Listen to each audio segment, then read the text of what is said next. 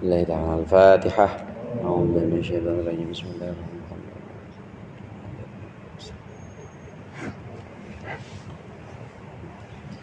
بسم الله الرحمن الرحيم. الحمد للمعلم الطلاب ومسهل الخير لمن يتعلم، ثم الصلاة والسلام على النبي وآله وصحبه جاء يعظم.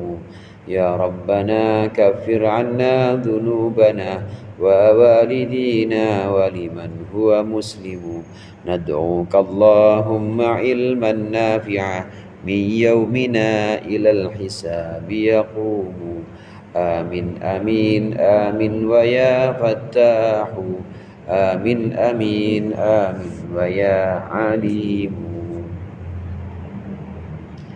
بسم الله الرحمن الرحيم.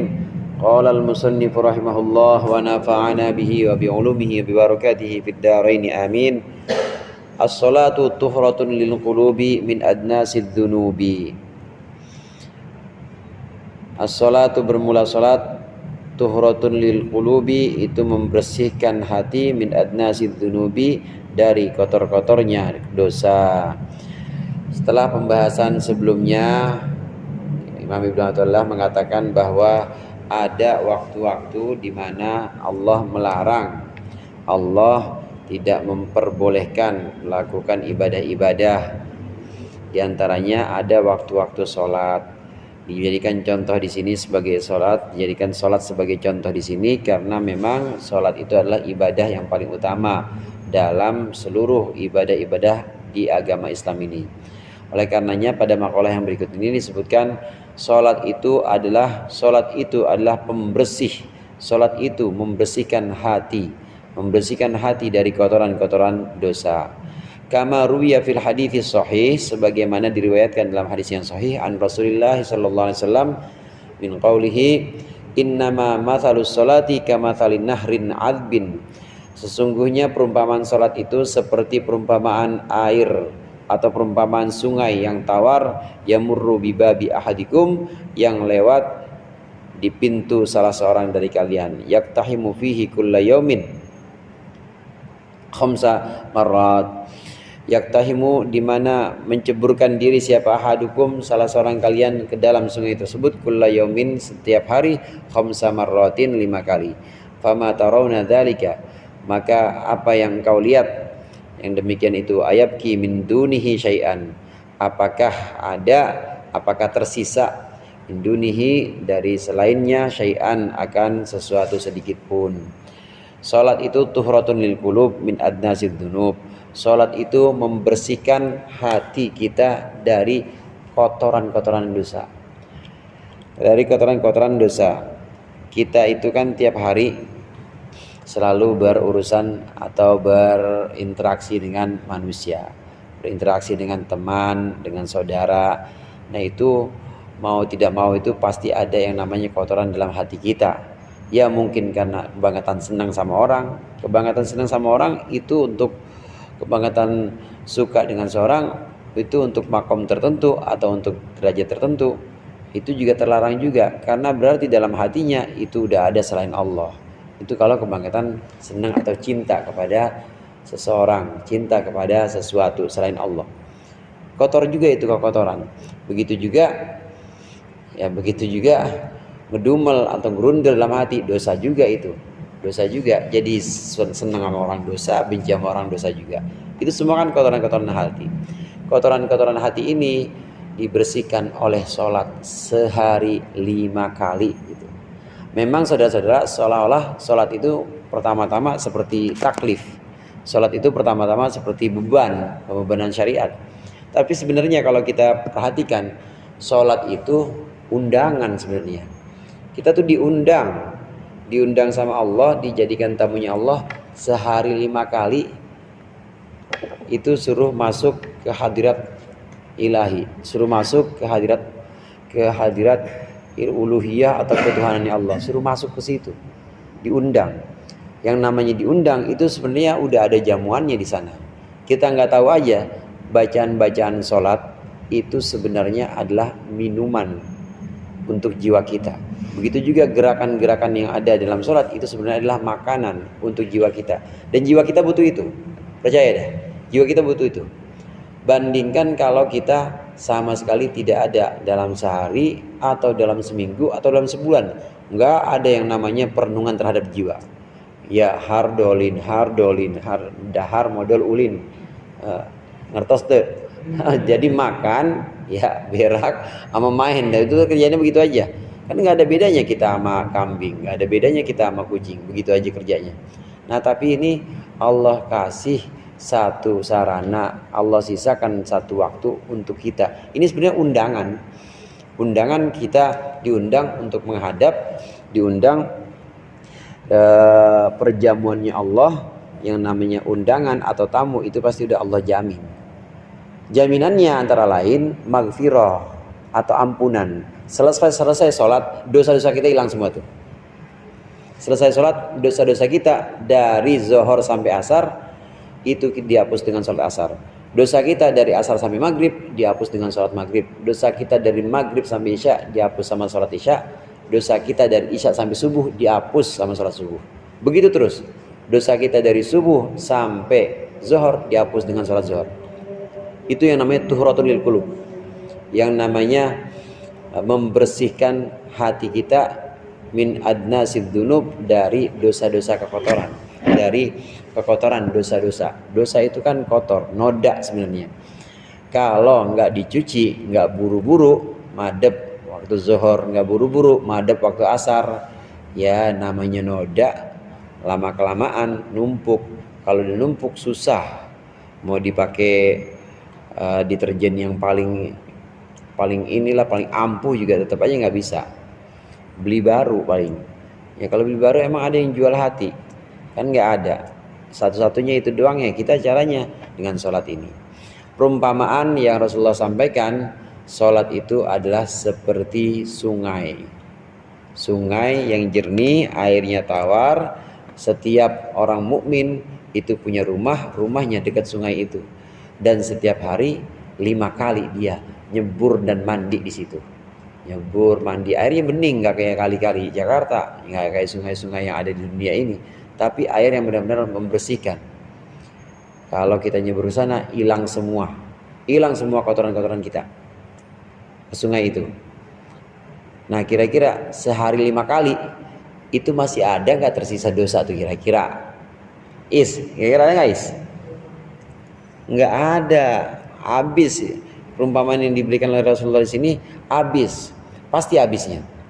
Jadi orang mukmin itu, orang muslim dengan syariat sholat itu sebenarnya udah bisa menghapuskan semua dosa-dosa, bersih benar-benar bersih.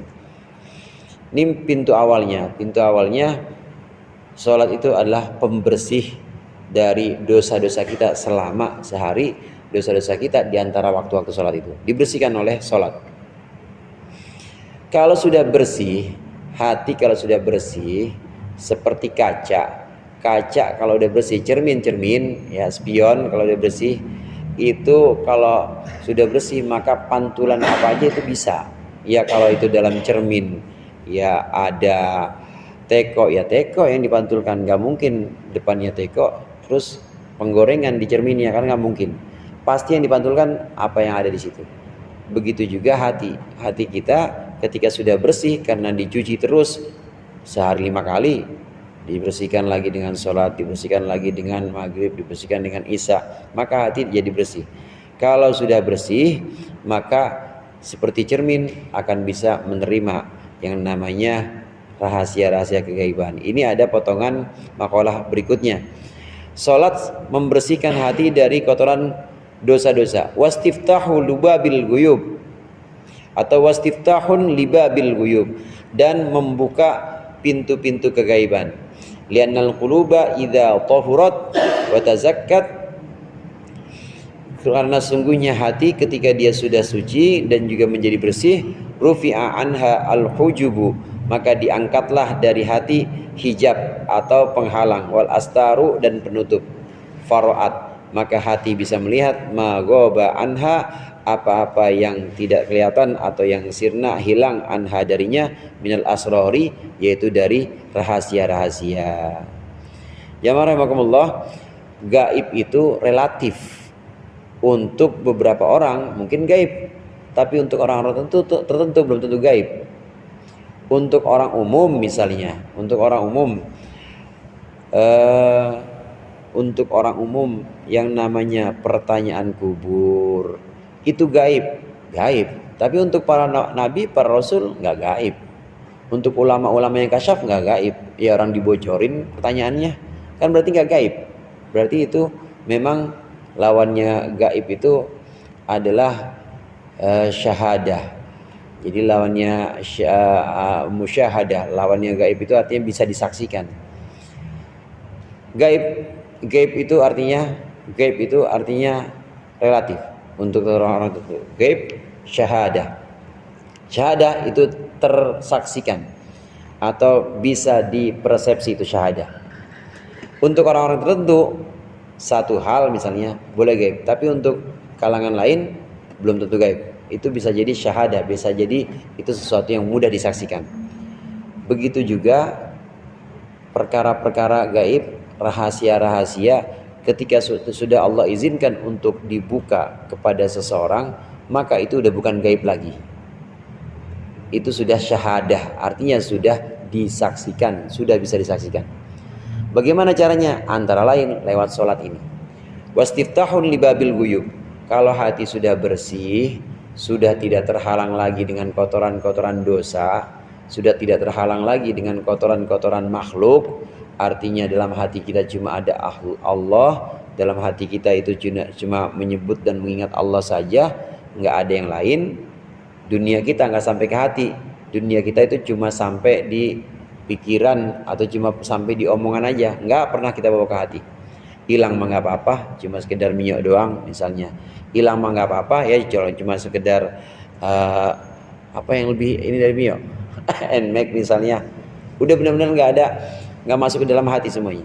Kalau udah seperti itu, hati udah benar-benar bersih dari dunia, bersih dari dosa-dosa, maka itu akan Allah berikan rahasia-rahasia dari alam gaib yang awalnya hati itu tertutup, ada penutupnya atau hijab, satir, maka kemudian Allah bukakan barokahnya sholat itu. Barokahnya sholat, karena sholat yang memenuhi syarat-syarat dan rukunnya tentunya, syarat-syarat dan rukun secara fikih, kemudian juga memenuhi khudur atau hadirnya hati dan juga khusyuknya hati. Kalau itu sudah terpenuhi semua, maka sholat bisa menjadi pintu untuk membukakan kegaiban-kegaiban atau rahasia-rahasia yang selama ini gaib buat kita, itu bisa jadi syahadah, bisa jadi terlihat. Imam Husain, Imam Al-Hasan Imam Hasan itu kalau sholat badannya itu menggigil, badan itu gemeter, maksudnya gigil itu maksudnya gemeter, karena begitu sholat kelihatan itu yang namanya neraka. Ini muka syafah, udah kelihatan yang namanya neraka, benar-benar kelihatan, udah nggak gaib lagi, udah benar-benar syahadah, udah benar-benar tersaksikan. Itu sudah sholat yang sudah bisa membuka pintu-pintu kegaiban. Dan banyak lagi rahasia-rahasia yang lain. Mungkin yang buat kita itu gaib, hari besok misalnya gaib, tahu-tahu Allah tunjukkan di situ dalam sholat. Barokahnya sholat Allah angkat. Makalah ini, as-sholatu tufratun lil qulub min adnasid dunub wastiftahun libabil guyub. Ini makalah yang pertama dari 6 rangkaian tentang sholat. Ada 5 lagi nanti. Jadi tingkat pertama, sholat itu membersihkan hati dan membukakan pintu-pintu yang gaib. Yang gaib itu nggak usah dulu sampai bisa ngelihat neraka dah, nggak usah dulu sampai ngelihat arsy. Yang gaib itu diantaranya besok yang kita khawatirkan misalnya, atau urusan-urusan yang kita belum tahu dan kita merasa itu mengganggu kita karena kekhawatiran kita. Begitu selesai sholat, nggak khawatir lagi kita. Itu artinya udah Allah bukakan itu pintu-pintu rahasia, pintu-pintu kegaiban. Modal yang pertama itu tadi bersih dari dosa. Allah cuci dengan barokahnya sholat tersebut. Makalah yang berikutnya masih tentang sholat. As-sholatu mahallul munajat wa ma'datul musafat. Wallahu a'lam bishawab.